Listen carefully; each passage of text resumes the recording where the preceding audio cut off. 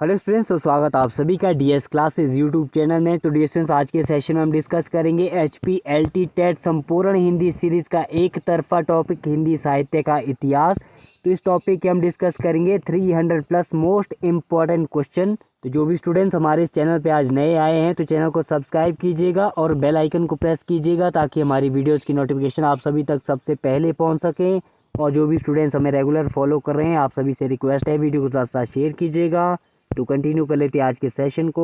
तो क्वेश्चन है, चंद्रबरदाई किसके दरबारी कवि थे? ऑप्शन दे रखे हैं बिस्सलदेव, पृथ्वीराज, तिरहुत के राजा या फिर खुमान के। तो जल्दी से चूज कर लीजिएगा। आशा करता हूँ आप सभी ने चूज कर लिया होगा। तो चंद्रबरदाई जो है पृथ्वीराज के दरबारी कवि थे। ऑप्शन नंबर 20 सही हो जाएगा। तो ध्यान दीजिएगा, पृथ्वीराज एक बिल्कुल सही विकल्प है। चंद्रबरदाई महाराज पृथ्वीराज चौहान के बाल सखा और राज कवि थे जिन्होंने उनके जीवन और युद्धों का सजीव वर्णन किया है। तो अन्य ऑप्शन दे रखे थे जैसे बिस्सलदेव के दरबारी कवि नरपति नाले थे जिन्होंने बिस्सलदेव रासों की रचना की थी। अगला है तिरहुत के राजा। तो तिरहुत के राजा के दरबारी कवि महान मैथिल कोकिल विद्यापति थे। तो विद्यापति को जो है मैथिल कोकिल कहा जाता है। तो मैथिल कोकिल जो है तिरहुत के राजा के दरबारी कवि थे। और अगला ऑप्शन दे रखा है खुमान। तो खुमान के समय की घटनाओं पर आधारित खुमान रासों की रचना जो है दलपत विजय ने की थी। तो अगला क्वेश्चन है, हिंदी को विभाषा कहने वाला विद्वान गारसा दातासी कौन था? ऑप्शन दे रखे हैं, एक अंग्रेज, एक फ्रांसीसी, एक हिंदुस्तानी या फिर एक यूनानी। तो जल्दी से चूज कर लीजिएगा। हिंदी को विभाषा कहने वाला विद्वान गारसा दातासी कौन था? आशा करता हूँ आप सभी ने चूज कर लिया होगा। तो हिंदी को विभाषा कहने वाला विद्वान गारसा दातासी एक फ्रांसीसी था। ऑप्शन नंबर 20 सही हो जाएगा। तो ध्यान दीजिएगा, गारसा दातासी फ्रांस के एक प्रसिद्ध विद्वान और इतिहासकार थे। उन्होंने फ्रांस में रहकर ही हिंदी और उर्दू साहित्य का पहला इतिहास ग्रंथ लिखा था। तो ध्यान दीजिएगा, गारसा दातासी एक फ्रांसीसी थे। उनका पूरा नाम जोसेफ हेलियोडोर गारसा दातासी था। वे पेरिस में हिंदुस्तानी के प्रोफेसर थे। तो ध्यान दीजिएगा, विद्यापति का बिहारी या बंगाली होने का निर्णय किस तरह हुआ? ऑप्शन दे रखे हैं, निर्णय नहीं हो सका, खोजबीन के आधार पर निर्णय हुआ, बंगालियों की आवाज़ कमज़ोर पड़ने पर, या फिर इनमें से कोई नहीं। तो जल्दी से चूज़ कर लीजिएगा। आशा करता हूँ आप सभी ने चूज़ कर लिया होगा। तो विद्यापति का बिहारी या बंगाली होने का निर्णय जो है खोजबीन के आधार पर निर्णय हुआ। ऑप्शन नंबर 20 सही हो जाएगा। तो अगला क्वेश्चन है, विद्यापति के पिता की रचना कौन सी है? ऑप्शन दे रखे पदावली, कीर्ति लता, गंगा भक्ति तरंगिणी या फिर कीर्ति पताका। तो जल्दी से चूज कर लीजिएगा, विद्यापति के पिता की रचना कौन सी है? आशा करता हूँ आप सभी ने चूज कर लिया होगा। तो यहाँ पर पदावली, कीर्ति लता, कीर्ति पताका ये तीनों जो है विद्यापति की रचना है। तो विद्यापति के पिता की रचना है गंगा भक्ति तरंगिणी। ऑप्शन नंबर सी सही हो जाएगा। तो ध्यान दीजिएगा, महाकवि विद्यापति के पिता का नाम जो है गणपति ठाकुर था। वे भी अपने समय के संस्कृत के प्रकांड विद्वान और राजाश्रित कवि थे।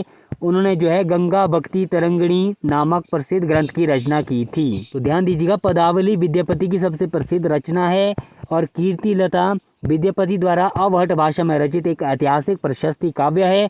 और जो कीर्ति पताका है यह भी जो है विद्यापति की ही रचना है जो उन्होंने राजा शिव सिंह की वीरता के वर्णन में लिखी थी। तो अगला क्वेश्चन है, भाषा किसे कहते हैं? ऑप्शन दे रखे हैं, बोली को, पुस्तक को, साहित्य को या फिर विचार को प्रकट करने के माध्यम को। तो जल्दी से चूज कर लीजिएगा, भाषा किसे कहते हैं?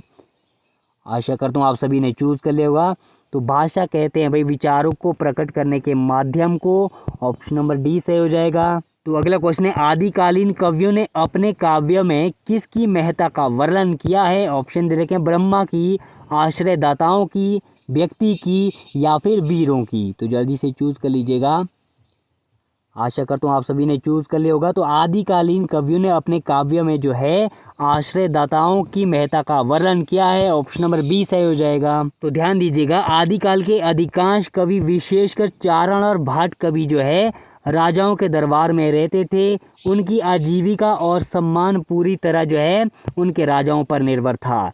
इसलिए उन्होंने अपने काव्य में अपने आश्रयदाताओं, जिन राजाओं के यहाँ वे रहते थे, तो आश्रयदाताओं के शौर्य, यश एवं ऐश्वर्य की महत्ता का अतिशयोक्तिपूर्ण वर्णन किया है। तो अगला क्वेश्चन है, विद्यापति की भाषा क्या थी? ऑप्शन दे रखे हैं, ब्रज, अवधी, मैथिल या फिर राजस्थानी। आशा करता हूँ आप सभी ने चूज कर लिया होगा। तो विद्यापति की भाषा थी भाई मैथिल, ऑप्शन नंबर सी सही हो जाएगा। तो ध्यान दीजिएगा, महाकवि विद्यापति मुख्य रूप से बिहार के मिथिला क्षेत्र के निवासी थे। उन्होंने अपनी अमर रचना पदावली की रचना लोक भाषा मैथिली में की थी। इसी कारण उन्हें मैथिल कोकिल या फिर मिथिला की कोयल की उपाधि दी गई थी। तो अगला क्वेश्चन है, कवि विद्यापति का जन्म कब हुआ था? ऑप्शन दे रखे हैं 1300, 1350, 1350 या फिर 1250। यहाँ पर जो बी और सी ऑप्शन है इसमें जो है टाइपिंग मिस्टेक है, इसमें जो है एक ही ऑप्शन दे रखा है। तो जल्दी से आपको चूज करना है कवि विद्यापति का जन्म कब हुआ था।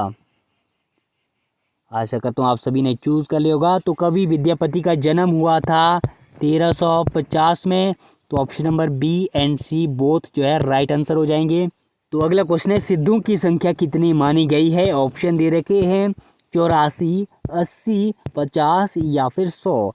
तो जल्दी से चूज कर लीजिएगा सिद्धों की संख्या कितनी मानी गई है। आशा करता हूँ आप सभी ने चूज कर लिया होगा। तो सिद्धों की संख्या मानी गई है 84, ऑप्शन नंबर ए सही हो जाएगा। और ध्यान दीजिएगा, सरपा को जो है 84 सिद्धों में सबसे पहला और सर्वश्रेष्ठ माना जाता है। इन्हें हिंदी साहित्य का भी प्रथम कवि स्वीकार किया जाता है। और इन 84 सिद्धों में जो है कुछ महिलाएं भी शामिल थी जिन्हें जो है योगिनी कहा जाता था, जैसे कनकलापा, लक्ष्मीकरा, मणिभद्रा। और 84 सिद्धों की साधना की दृष्टि से लुइपा का स्थान सबसे ऊंचा माना जाता है। तो अगला क्वेश्चन है, नाथों की संख्या कितनी मानी जाती है? ऑप्शन दे रखे हैं 9, 12, 15 या फिर 40। तो जल्दी से चूज कर लीजिएगा नाथों की संख्या जो है कितनी मानी जाती है। आशा करता हूँ आप सभी ने चूज कर लिया होगा। तो नाथों की संख्या मानी जाती है 9 नाथ, ऑप्शन नंबर ए से हो जाएगा। तो ध्यान दीजिएगा, हिंदी साहित्य के आदिकाल में बौद्ध धर्म की वज्रयान शाखा से ही नाथ पंथ का उदय हुआ था। इस संप्रदाय में जो है पूजनीय और सिद्ध पुरुषों की संख्या जो है 9 मानी गई है, जिन्हें नवनाथ भी कहा जाता है। ध्यान दीजिएगा, नाथ संप्रदाय के गुरु गोरखनाथ और उनके 9 रूपों को जो है विशेष सम्मान प्राप्त है। और जो अन्य ऑप्शन दे रखे हैं जैसे 12, तो 12 जो संख्या है ये आलवार संतों की मानी जाती है। और जो 15 और 40 है ये दोनों विकल्प असंगत है। और साथ ही साथ ध्यान दीजिएगा, नाथ पंथ के वास्तविक प्रवर्तक और सबसे प्रभावशाली गुरु गोरखनाथ माने जाते हैं। इस पंथ में जो है भगवान शिव को जो है आदिनाथ माना गया है, यानी आदिनाथ बोले तो प्रथम नाथ माना गया है। नाथ संप्रदाय के संतों ने जो है हिंदी साहित्य और समाज में हठ योग बोले तो शरीर और मन की शुद्धि की साधना की शुरुआत की थी, जिसे आगे चलकर कबीरदास जैसे संत कवि बहुत प्रभावित हुए। तो आज के सेशन में इतना ही करते हैं। आशा करता हूँ आप सभी को आज का सेशन पसंद आया होगा। तो अगर पसंद आया हो तो लाइक शेयर सब्सक्राइब कीजिए DS क्लासेस यूट्यूब चैनल को। तो बहुत जल्द मिलते हैं नेक्स्ट सेशन में, तब तक के लिए बने रहिए हमारे साथ।